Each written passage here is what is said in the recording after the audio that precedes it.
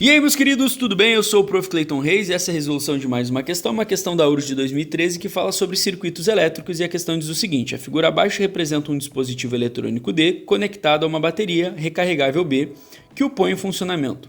I é a corrente elétrica que aciona a D. Ele só está explicando a figura, é um circuito simples ali, né?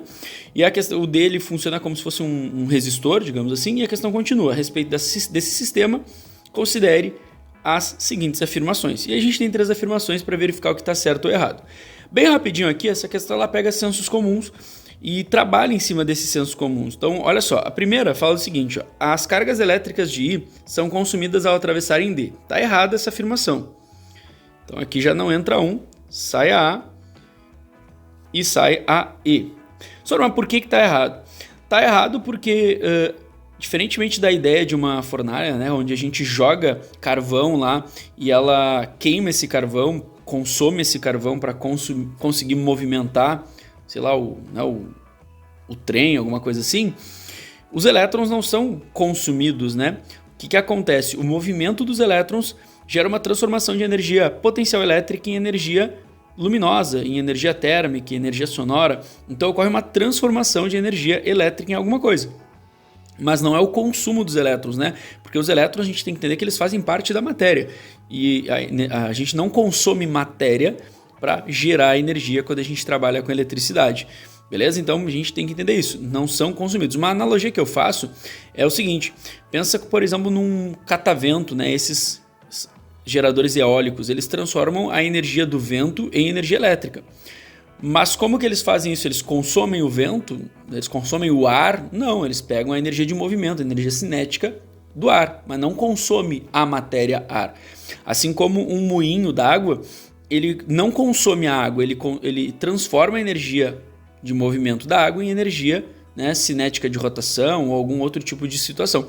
Então a questão é, não há um consumo da matéria nesses casos, tá? Óbvio que são exemplos com situações levemente diferentes, mas a ideia de não consumir a matéria e sim transformar a energia associada a ela, que é o que eu quero que vocês entendam. A 2 diz o seguinte, o processo de recarga não coloca cargas em B. Essa aqui tá correta, a 2 está correta, e aí já dá para tirar a C, ficando em dúvida entre a B e a D. Tá, mas senhor, como assim? Não coloca, eu sempre achei que colocasse. Como eu disse, a questão ela pega o senso comum. O que a gente tem que entender? Todo circuito ele é constituído de elétrons, todo ele, desde os fios, a bateria, ao dispositivo. Então a primeira coisa que a gente entender é que a carga está em todo lugar. Tudo tem prótons, tudo tem nêutrons, tudo tem elétrons, né? Tudo é feito de átomos e a carga está em todo lugar. Então já começa por aí. Não vou recolocar cargas numa coisa que continua com cargas. O que o processo de recarga faz, na verdade? Ele reestabelece a DDP. Então, quando uma pilha descarrega, a DDP dela se acaba. Ela acaba perdendo o desequilíbrio elétrico, digamos assim, que ela tem. Porque lembra que quando um circuito funciona, a gente começa a ter movimento de elétrons de um ponto para outro. O movimento de elétrons é sempre do menos para o mais, né? Sempre nesse sentido aqui, os elétrons. Que é o sentido real, né? Que a gente diz, sentido real. Já o movimento da corrente, a gente atribui do mais, da corrente é do mais para o menos, né? Que a gente fala em sentido da corrente, que é o sentido convencional, que foi convencionado, né? Foi escolhido desse jeito. Mas independente, né, de qual situação, o que eu quero que vocês entendam é que os elétrons já estão ali. Só que a diferença de potencial, que é o que gera a corrente, ela deixa de existir. Então quando a gente recarrega, a gente está reestabelecendo essa diferença de potencial que foi desfeita devido ao movimento dos elétrons do polo negativo para o positivo.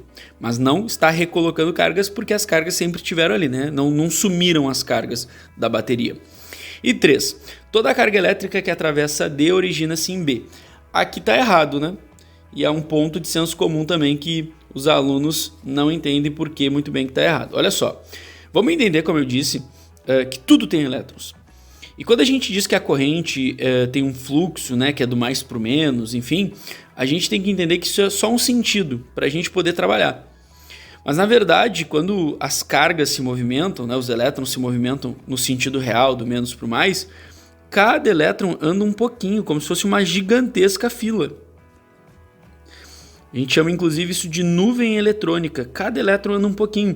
Então, na verdade, os elétrons que interagem aqui com o dispositivo são elétrons que já estão aqui na volta.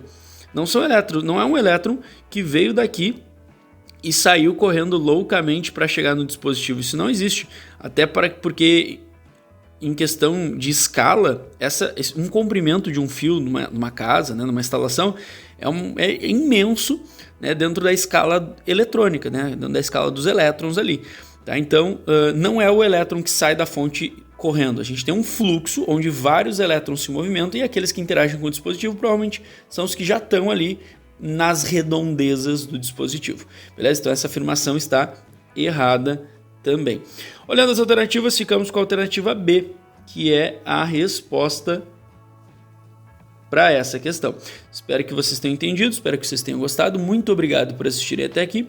Fiquem ligados aí nas próximas resoluções. Era isso, bons estudos para vocês e tchau, tchau!